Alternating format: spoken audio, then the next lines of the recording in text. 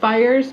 I'm going to try not to scroll all over the place, but when I tell you I have pages and pages and pages of notes that are making my head spin, I don't know how to condense that down to 5 minutes for you guys. It's not friggin' possible. So either be patient or come back later or something. I don't know, because this is going to take just a minute, and I need you to understand that and be fully prepared for it. I'm going to start in a completely different place than I was going to, because something has been brought to my attention that I need to bring to your attention. And it was the direction I was headed anyway with the research that I was doing on the locations of the wildfires and the timing of them. And the fact that the governor, Josh Green, the newer governor that is in Hawaii right now, making a lot of changes. We talked about this already, how one of the first changes that he implemented was to take their emergency fund from the $3 million that it was at for years upon years upon years and add another $40 million to it, so that it's now $43 million. Like, just off the top of his head, the first thing he wanted to do when he got in there was up the emergency disaster fund, which, you know, comes in handy at this point in time, which is ironic as all friggin' get out if you ask me, and I have issue with that. And now another thing I want to mention to you guys, I took some screenshots here. I'm going to read these to you, and then I'm going to put a link to this in the pinned comment, because you all need to go read this. I can't read all of it to you. We'd be here for days, but these are things that are extremely, extremely important. I want to mention to you, first off, let's just talk about the governor of Hawaii real quick, because a lot of people have asked, who is Governor Josh Green? Well, Governor Josh Green is not Hawaiian. He's from Philly, just so everybody's fully aware. Actually, he's from Pittsburgh, Pennsylvania, and he's got a degree in biology and anthropology from Swarthmore College, and his MD from Penn State Milton S. Hershey Medical Center at Pennsylvania State University. Let's see, he was awarded a National Health Service Corps scholarship and chose a position to practice medicine in the underserved area of Hawaii. Now, I want to mention to you that he served the Hawaii State House of Representatives from 2004 to 2008, so he's not new to Hawaii. He's just new to the role of governor, okay? From 2008 to 2018, he served in the Hawaii State Senate, including as Majority Floor Leader, Chair of the Health and Human Services Committees, and Vice Chair of the Energy and Environment and Human Services and Housing Committees. He's got his fingers, toes, whatever you want to call them, dipped into a little bit of everything in his time span in Hawaii. And generally speaking, you think that's good. It's going to be somebody who has a vast knowledge of what the state needs, of what the state is going through. And that way, when he becomes governor, he has a better chance of implementing change that should, in theory, serve the people, right? That's what you think to yourself. But how often do we have politicians who are doing the things for the people? They may start off that way, but in the end, how many politicians are legitimately out there for the people? Probably a handful compared to the bucket loads of them in different places within our country, right? So here's one of the things I want to mention. And again, I have notes out the friggin' wazoo. So I'm going to put this link in the pinned comment also. It is the emergency proclamation relating to housing. Okay, and this is an interesting one to me because, again, we just talked about the fact that he implemented a new disaster relief fund and all this other stuff. So I'm going to try to keep this like as cohesive as humanly possible. If you've ever been here before on Squirrel Tribe, you understand how my brain works, and I will ping around, but it's because it's how my brain thinks of things, and then I look up this next thing and this next thing and this next thing. So what I want to mention to you is this. Okay, are you guys ready for this? You're not ready for this. I'm going to read this little excerpt for you, and then we're going to dive a little bit into this. So it says here, state and county affordable housing projects. And now this is from the emergency proclamation related to housing, okay? Approved housing projects. This is section 2. State and county affordable housing projects and private sector mixed use / mixed income projects intended to provide desperately needed housing units have experienced ongoing delays related to planning, permitting, infrastructure, and financing. These delays directly contribute to the shortage and increased cost of housing in Hawaii. What is needed is a process to promote the expedient development of housing. Just going to pause there for a second so your brain can think what my brain thinks, and then we'll move on. Got it? Cool. Housing, for purposes of this proclamation, shall be defined as the development of new, owner-occupied residential units offered for sale or rental to Hawaii residents. The development of new residential units shall include multi-unit development or redevelopment projects that replace existing residential units or creates additional residential units, state or county housing projects, infrastructures that will primarily provide services to housing, or brownfield sites that are developed primarily to provide housing. State or county housing projects are further defined as housing projects that 1. Utilize state or county land, 2. Involve state or county funds, 3. Utilize state or county financing, 4. Utilize state or county exemptions or waivers from fees, taxes, zoning, or other restrictions. A. Build Beyond Barriers Working Group. BBB. Why does that sound familiar? BBB. Where have I heard that before? Build Beyond Barriers. Barriers, things that are stopping you from building in places you want to build. Build beyond those barriers, like get rid of them, go past them, burn them out. Those kind of things. Build beyond barriers. Oh, BBB. Build Back Better. I knew that sounded familiar. To accomplish the expedient development of housing, the lead housing officer will assemble and chair the Build Beyond Barriers working group that will steward housing projects through the development process. The Build Beyond Barriers working group will work to facilitate the review and development of housing projects through a coordinated stakeholder effort and engage entities with key roles in project permitting and site development to increase transparency, coordination, collaboration, and urgency to timely facilitate, coordinate, and align project development and reviews to help prevent further delay of critical, and then I cut myself off what I was doing, critical development agreement. Now, I will tell you guys, in my past life, just FYI, pre-YouTube, I was hands-on in government contracts with a construction company. My husband and I own a construction company, government contracts. So I understand verbiage that they want to use to skirt issues, to get around things, to implement what they want despite what anybody else may want, okay? I understand verbiage, and I just want to put that out there just like that. So listen. The lead housing officer may also determine that certain state or county projects may proceed under this proclamation without first being certified by the Build Beyond Barriers Working Group. So I'm just going to make a quick mention that what I'm doing here is I'm having to remaster a remaster because YouTube would not let the video upload. I tried uploading it on both channels. I suppose I could go to my email and try to find out why from YouTube and find out what their reasoning is, but I'm not even going to bother. I know that several things that were on there where I did a little clip of Columbo television show is one reason why they could have blocked it. Another reason is I played Oliver Anthony's music all through it again, so they might be fed up with that because they've been hitting me with copyright claims on all those videos, so maybe it was too many copyright claims, but I can dismiss that now because I went to put it over on the Michael Oziak channel, and when I went to upload it over there, it also would not upload. It was blocked. So we can eliminate that it was using Oliver Anthony's music. So most likely the clip of Columbo was about seconds. It was just seconds, maybe 20 seconds. And it was just a sarcastic remark that Columbo makes in the television show. And I used it at the beginning where he's saying, an actor saying to him, "What do you see? What do you see?" And Columbo is saying, "I'm not sure.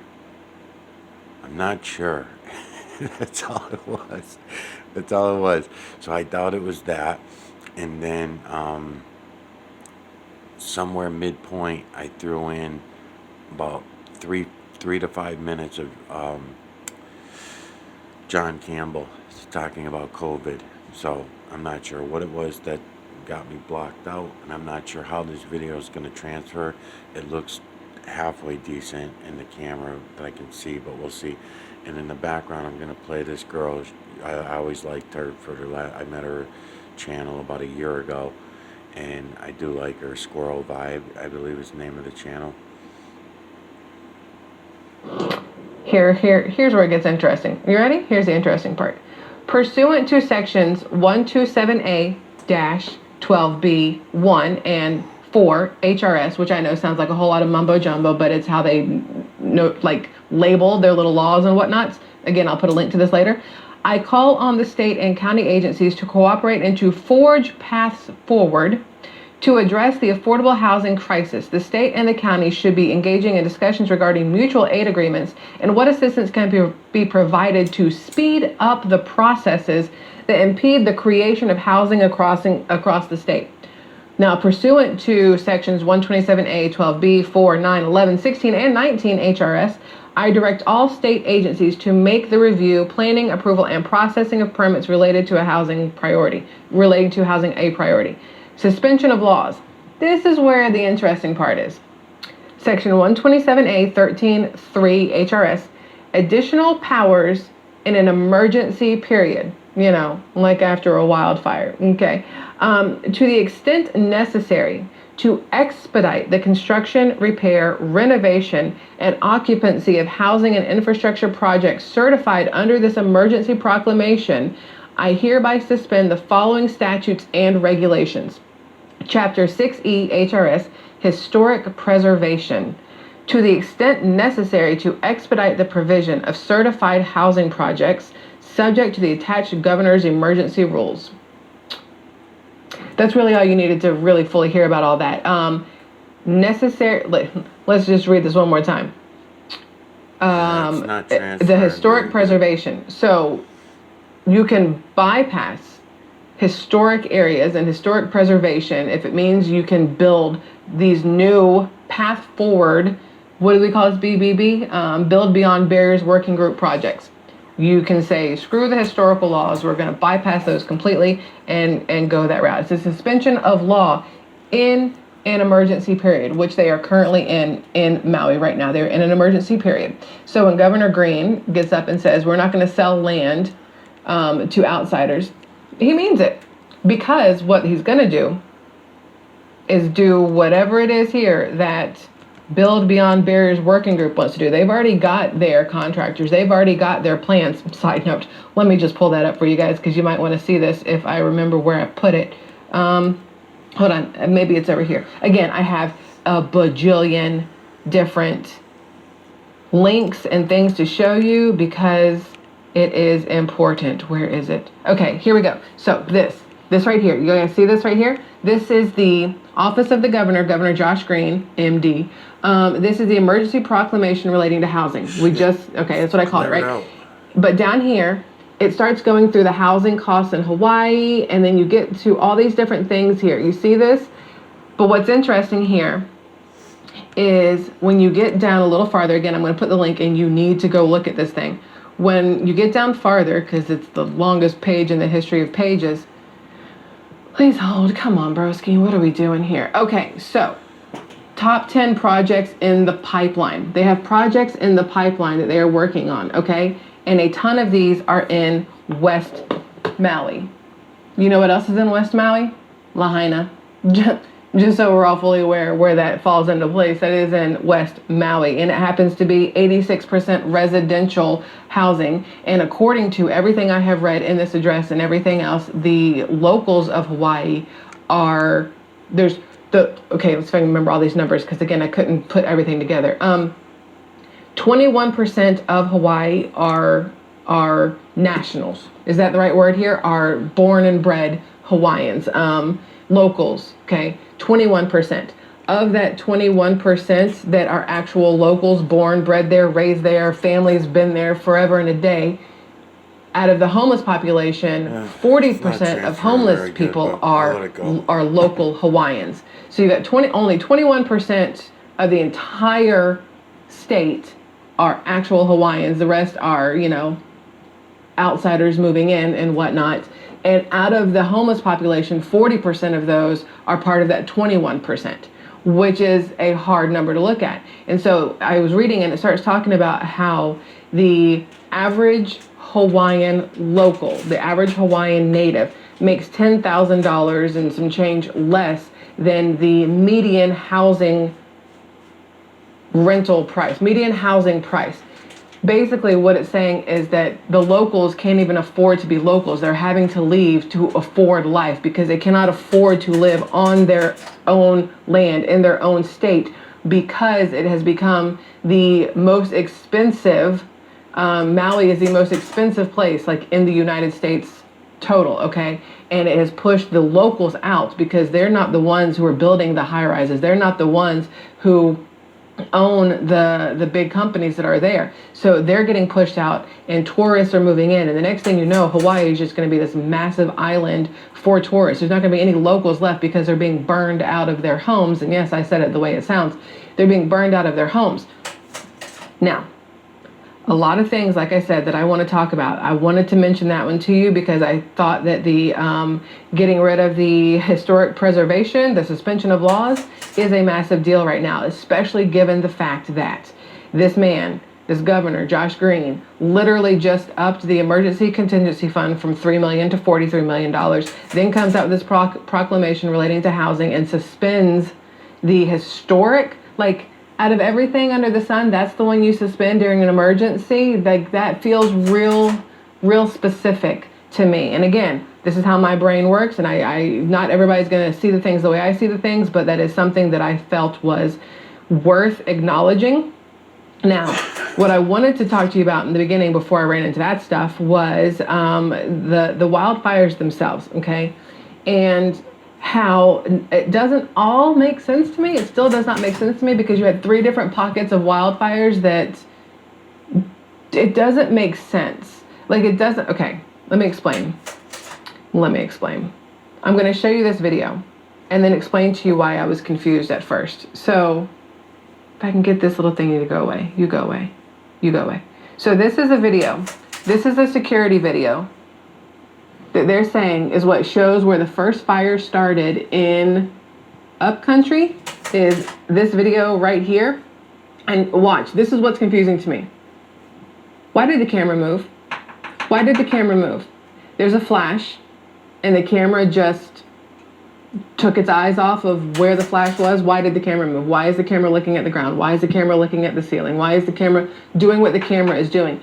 And then the camera goes back over after it refocuses, because again, it makes perfect sense, and there happens to be a fire. Okay, you see this? Now this right here is what caught my attention. Right up in the corner, it says San Diego Zoo Wildlife Alliance. And I was like, the hell is the San Diego Zoo doing in Hawaii? Okay, so what I wanted to bring to your attention was the fact that they said that the Maui Bird Conservation Center is where the first official fire started in upcountry, was a Maui bird.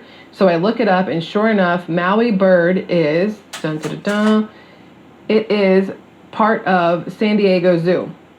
Because San Diego Zoo has this whole entire allegiance. So the San Diego Zoo Wildlife Alliance, okay? So what they have is they've got, let's see, where does it say it? There's so many different links here, y'all. I'm trying to keep my brain from just completely exploding in my head while I'm trying to keep all this together. So it says here, securing a future for those island icons requires innovation and teamwork. Our Hawaii Endangered Bird Conservation Program focuses on the propagation of endangered Hawaiian forest birds, and it names a lot that I cannot pronounce at all, and y'all know how I am with pronouncing words.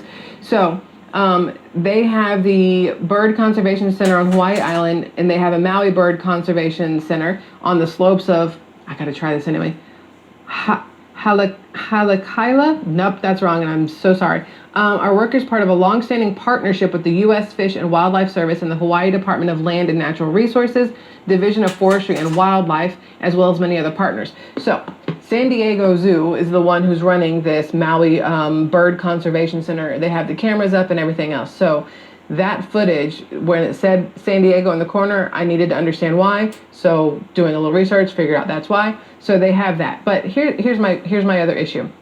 After that, I need you to see, this is, all right, can y'all see this? All right, this is where the conservation center is. And because I zoomed out too far, upcountry is here. Lahaina is all the way over here, okay? And then there were some other fires right in this area here. But where they said the fire started for upcountry doesn't make sense.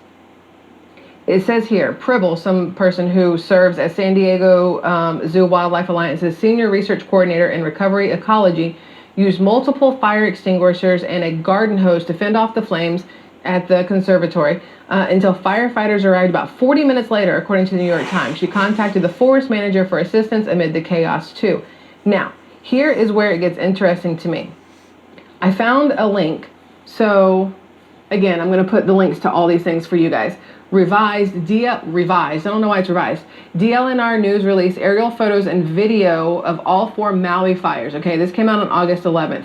So, they're saying that this one started from, let me read this. So the Olindo fire, upcountry Maui, says this fire likely started across Olindo Road from the Maui Bird Conservation Center, operated by the San Diego Zoo Wildlife Alliance on land and facilities under the jurisdiction of the DLNR Division of Forestry and Wildlife, blah, blah, blah. Lance De Silva, the fire managers for Maui's branch, estimates this fire is 70% contained. This was as of August 11th, so this one's old part. On today's flight, he mapped the perimeter of the fire to estimate its size. His report is pending. The video contains an interview. We don't care about the interview. I want to show you this. So this is this the one? This is the Olinda wildfire. Let me see if I can get to the part where it shows.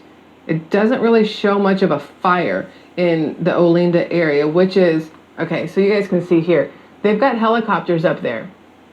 I want you to remember the helicopters up there. They were talking about how this is a helicopter dropping water, by the way. This is like the day after the fire, while they're still trying to put out all the fires, this video. I want you to remember that the day after this fire is the same day that the Lahaina one started. This fire started on August 7th. Lahaina started August 8th. They said that the reason why all these fires started was because of massive hurricane winds from Hurricane Dora, 80-mile-per-hour winds. And the reason they could not have helicopters going is because the winds were too high. The reason they couldn't bring in help was because winds were too high. Well, that's a helicopter dropping water. So were the winds really that high? Because technically upcountry is the one that said it would get up to 80 miles per hour, and that could have been what started the fire. Yet, not a single damn breeze right there, and then the helicopters out there dropping water. So, questions. I had questions about that, and I just wanted to share that with you. Now, the other one, this is the camera footage at the, oh, let me see if I can show you. I don't know how much it'll let me show you this. Let me see. Footage will be, okay, we've already seen this part. This is where they're saying, and I still don't know why the camera moved. That part doesn't make sense to me. Camera moves, and then the next thing you know, you've got, where are we going here? You've got this fire they say is happening in the background, right? And it's still going. It's just, does that look like 80-mile-an-hour winds to you? Just out of curiosity. Again, I mean, who am I? I'm obviously not a meteorologist, but the fire, they were able to put out the fire with a garden hose.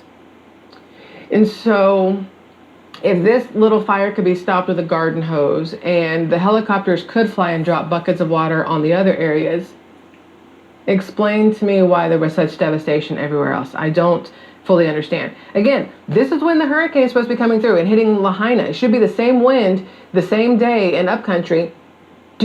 Does that look like 80 miles an hour to you? Does it? No. I mean, these people are jumping out of the car and they're, nonchalantly walking around during this massive wildfire. I have a lot of questions. A lot of people have said the word arson, and I'm just going to put that out there. So that was that one. Now, the Kula wildfire, the other one that was, so upcountry's here, Kula is here, and then you have Lahaina up here. The Kula wildfire, this one is as of August 11th. You can see here, there is definitely some destruction. What was weird to me, one is this person, and they're like zooming everywhere, but how it literally skips houses and hits the house to the left of it and the right of it and not it, and shakiness. A lot of it doesn't make sense. Like the path of it is where I get lost. I'm like, I don't understand the path of the fires. Stops at the road, and you see how many trees, like it literally just all of this, but like that shrub is fine and then the tree is fine, the power poles are still standing, and then the trees that were burned, they're still there. Like how are all of these still here if it like literally leveled everything else? I have so many questions about the fires. Now, that's Central Maui. They're saying there's a Palua wildfire and then the Lahaina. So here's the aerial video, they're saying, of the Lahaina wildfire. This is on August 11th, and it's crazy to me. I know this is kind of hard for you guys to see. It's It's crazy to me. You can see there the right up front the green grass and the little touristy spots are perfectly fine, and then you get over here and full devastation. Yet that grass, full devastation. Yet the grass is perfectly fine. It doesn't make sense to me. None of it makes sense to me. And I know people out there are like, you're just looking for a conspiracy theory. No, I just don't understand how this is what happened, because nothing adds up in my opinion. In my opinion, nothing adds up. The only thing that adds up is that there is some seriously weird timing of things, of the changing of the emergency declaration fund, of going in literally July 17th, Governor Josh Green goes in and makes this declaration for the emergency housing and then takes away the historic laws, so that if there happens to be a natural disaster or a disaster, you notice it didn't say natural disaster, it says disaster, or emergency, however the frig they phrased it, and then take away the historic. Like, the timing, it really, really bothers me. The timing really, really bothers me. And I have so much to tell you, and I'm trying to figure out how to make it all work so that it's slightly cohesive, because, y'all, I know it's not that cohesive. Okay, so let me see. I'm trying to figure out where else I want to go. So this video here, let's see if I can find this. Where's the part that matters? This video right here, this person says that they saw where the fire in Lahaina started, that a power line went down. And again, they're trying to say this is 60-mile-an-hour winds. He's just standing around in 60-mile-an-hour winds. So I don't know if is it really that windy. And there's water at that point in time trying to spray the water. It didn't cross the streets. I'm not quite sure why we didn't cross the street. Maybe it didn't go that far. But trying to spray the water, everything else.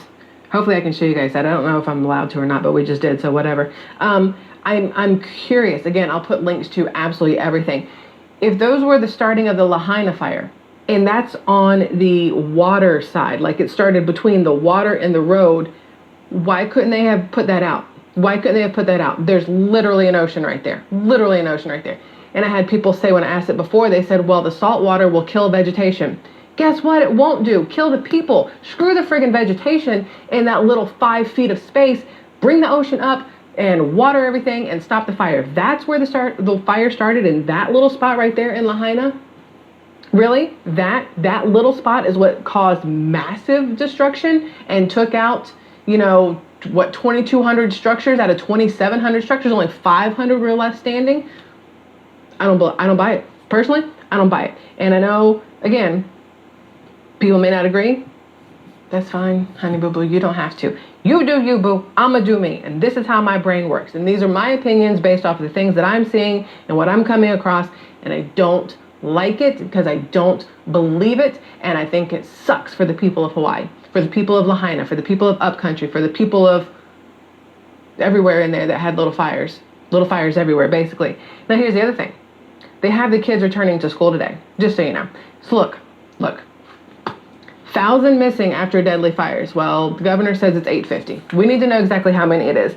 Is it 1,000 or is it 850? If it's 1,000 and he's saying 850, who are the 150 that they're not taking into consideration? Kids? Little kids? Okay. Just putting it out there like that. Listen, it says here, they're saying how tough it is, the kids returning to school, which I fully agree. Like, are you freaking kidding me? Like, your entire city is burned down. How is going to school like an option right now? But this is what I want to say. There has been a lot, and I mean a lot, of back and forth in the comments on my videos and on news videos and everything else, of people going, school was not in session on August 8th, and people going, school doesn't start that early. In Georgia, school started on August 3rd. In Florida, it started August 10th. In other places, it started sooner. In other places, it won't start till after Labor Day. Everybody has a different start date.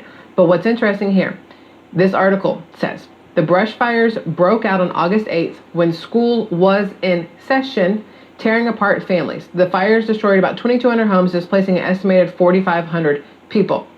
Heading into a new week, the Olindo fire is 85% contained at 1,081 acres. The Kula fire is 80% contained at 202 acres. And the Lahaina fire is 89% contained with 2,170 acres burned.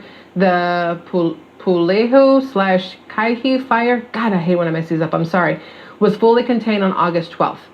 The death toll, as of right now, stands at 114 people with only 6 identified. With about 85% of the burned area searched by 41 cadaver dogs, the number of dead will grow, and those on the island are waiting for answers.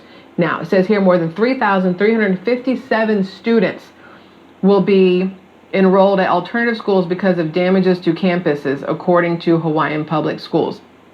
3,357 students.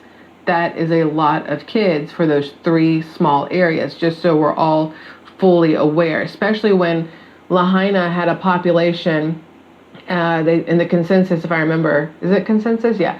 In the beginning of 2023, a population of 9,100 something, right? And they're saying that 4,500 of those people have been displaced. So you're saying out of Lahaina's 9,100 people, 4,500 have been displaced, 1,000 are still missing, and only 2,200 structures were damaged.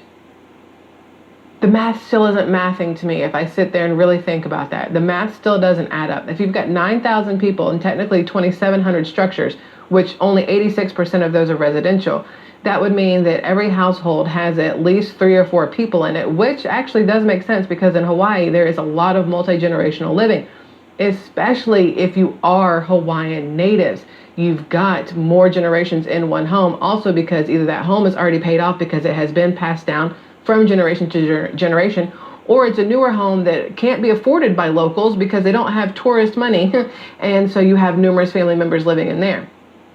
So I guess the math could math if you step back and look at it from a different angle. Okay, we'll go with that. For just a minute, we'll go with that. But the fact that these fires, none of them are 100% contained except for one little area, and they're still sending the kids back to school? The hell? Like, why? Until it's all contained, life should not just pick back up and go back to what it was. You're still searching for bodies. Do you, like, what? Education is important, but not at this expense. Like, if you have no idea where your siblings are, where your mother and father are, where your teacher is, why is going back to school the first thing they want to do? And I know we'll get back to normalcy. Guess what? There is no normalcy. There's no normalcy right now for the people of Lahaina or the people that were affected in Upcountry and the other places. There's no normalcy, especially Lahaina right now. So the whole going back to school, I have an issue with that, like, immensely, just so we're all fully aware. Where's the other thing I wanted to tell you guys? Water diverting. Oh, so the other issue, look, 31 minutes. Dang, I was trying to keep this shorter and it's not possible. So we'll make 2 videos out of this because there's a lot we need to discuss. So this here, remember I showed you the video of the lady from the conservatory being able to go out with her water hose and spray down the area that the fire had started right there, right? Like, they got that contained. Still not quite sure how it went everywhere else, but all these fires starting at the same time doesn't make sense. But anyway, especially when we saw the videos and the wind was not winding.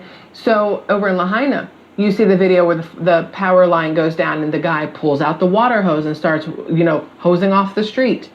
There was water, okay? There was water. Now, what's interesting to me, it says here, Hawaii delayed diverting water that could have helped Maui wildfires, according to letters obtained by CNN. Now, here's again, this is what the residents of Lahaina had to deal with, was this fire right here. Now, a state agency delayed a water management company's request to make more water available to fight the devastating wildfires on Maui earlier this month, according to letters obtained by CNN. It says here, Glenn Trumbull of the West Maui Land Company, which manages water supply companies, complained in a letter to the Deputy Director of the Hawaii Commission on Water Resource Management that the agency failed to quickly approve his company's request to divert stream water to nearby reservoirs. The agency told Trimble that his company first had to ask about impacts on downstream users. It's unclear whether a prompt approval of the request would have significantly bolstered firefighting efforts in Lahaina. In the wake of the blaze, state officials announced they are investigating the emergency response to the disaster that so far has claimed more than 100 lives. Hours went by, Trimble wrote in his August 10th letter, before his request was approved.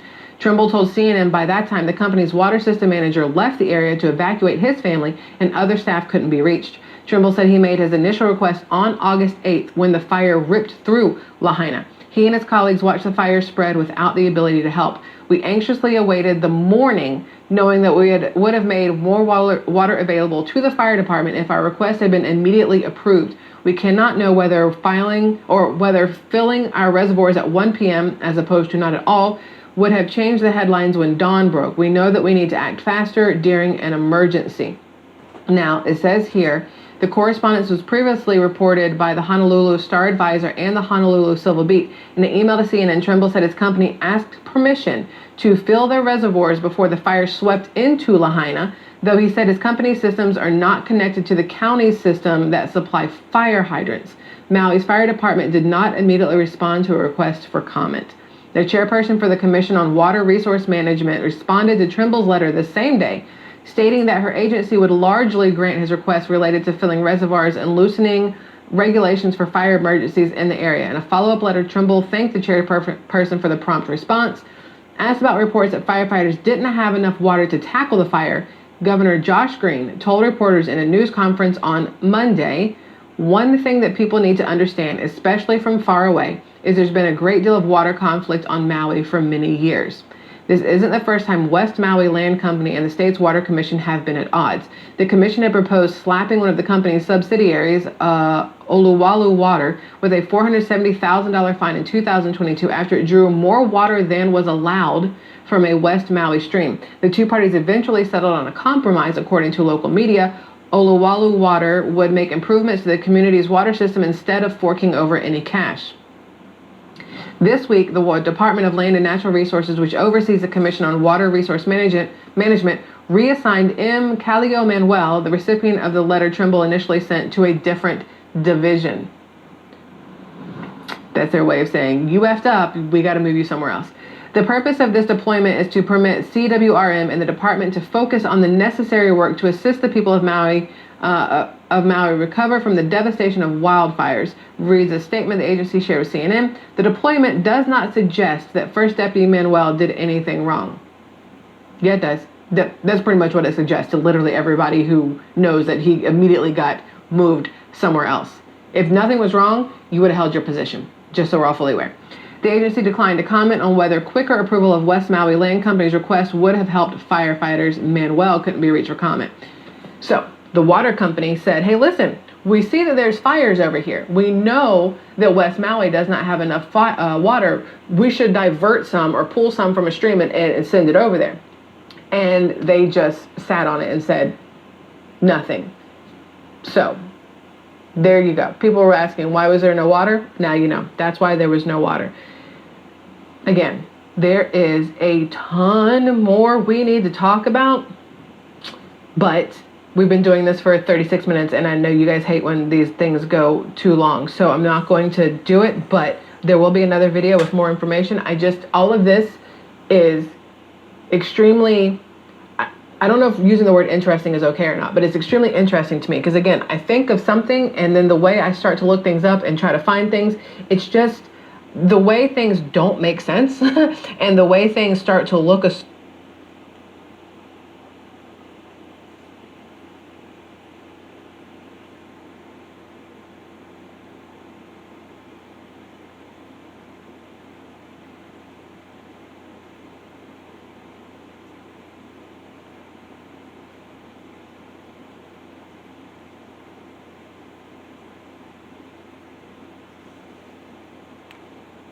So far in 2023 alone, 38,831 wildfires have burned more than 1.9 million acres. There are currently 80 large wildfires that have burned 657,822 acres in 14 states going on right this moment.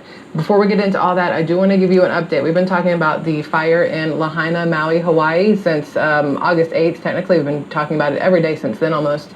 And we've said that, they said that Hawaiian Electric is what started the fire. One of their down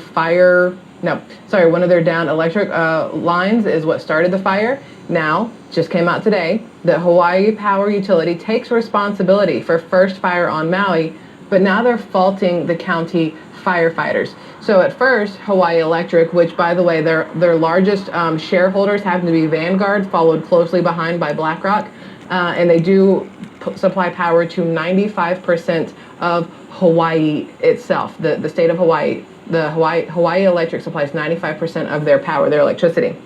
But in the beginning, they were trying to say, it wasn't their fault, although a lot of people were saying it was the down power lines and the fact that they did not shut off the power. When the Hurricane Dora was mentioned that it was going to be within 500 miles of the islands, that they should shut off the power. Some power went out on its own. Then, the hurricane in theory hit, and there were high winds, anywhere from 40 miles an hour to 80 miles an hour, depending on if you were in West Maui, which is Lahaina, or if you were in upcountry, which is farther east.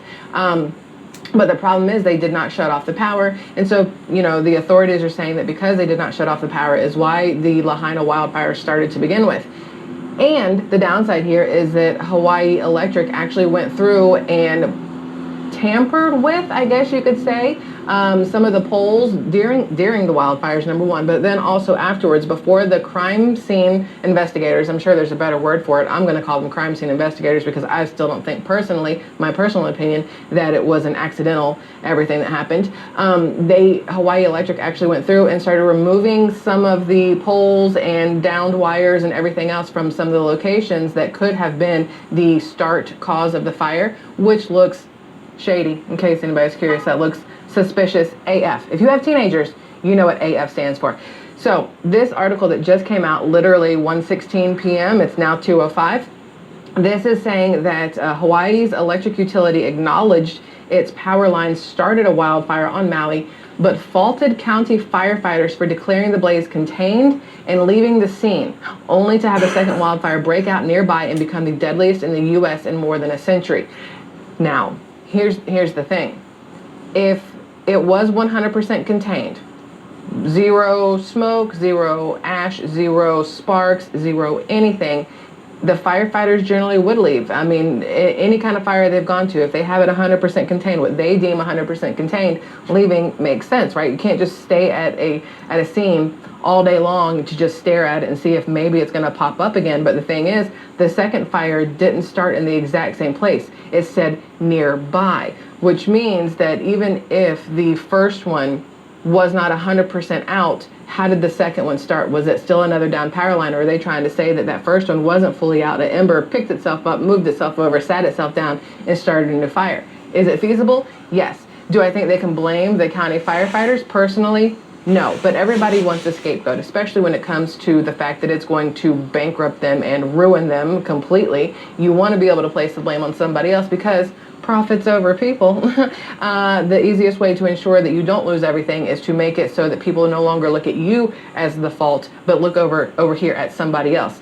Now, it says here, Hawaiian Electric Company released a statement Sunday night in response to Maui County's lawsuit, blaming the utility for failing to shut off power despite exceptionally high winds and dry conditions. Hawaiian Electric called that complaint factually and legally irresponsible and said its power lines in West Maui had been de-energized for more than 6 hours when the second blaze started. In its statement, the utility addressed the cause for the first time. It said the fire on the morning of August 8th, 2023, appears to have been caused by power lines that fell in high winds.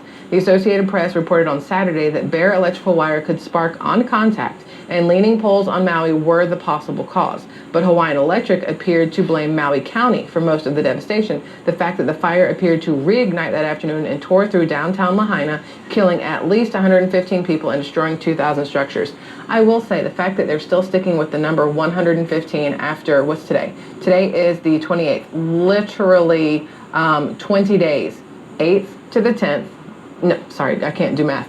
8th to the 18th to the 28th. That's 20 days. That's almost 3 weeks later, and they're still sticking with 115. You want to tell me you have not been able to, you haven't found any more bodies? I mean, that's a plus. And, that's definitely a plus. There's a lot of people in the comments being, saying, hey, did you hear about the 85 bodies, the 150 bodies, the 200 bodies that washed up on Lanai, that had bullet holes, that had all this other stuff? No, I haven't heard that. I've only heard that in comments. I have not been able to place any actual factual knowledge behind those comments. Therefore, until I can, I'm mentioning them to you because you have mentioned them to me, but I find no proof behind any of it. I cannot find anything that shows any of it. I cannot find anything that would even give me an iota of 1 second to think that it is factual, especially the gunshot things, to 200 bodies that washed up. I can't see that. Do I think that this whole wildfire thing is nefarious? Do I think that it could be possibly be arson? Do I think that it could be anything but what they're saying? Yes. Do I think that it was a way to murder a bunch of people with guns? No. I think more than anything, it's a land grab, and people are going to lose their lives when people are trying to take over what you cannot get any more of, which is land. Yeah, you can make like little baby sandbars in Miami, like the billionaire bunker, Jeff Bezos and Tom Brady and all those have, but it's not the same. It's not the same as actual factual land that is right there. But anyways, it says here, Richard Fried, a Honolulu attorney working as co-counsel on Maui County's lawsuit, said that if their power lines hadn't caused the initial fire, this all would be moot. And that is kind of the point. In the grand scheme of things, whether the firefighters thought that everything was 100% contained or not,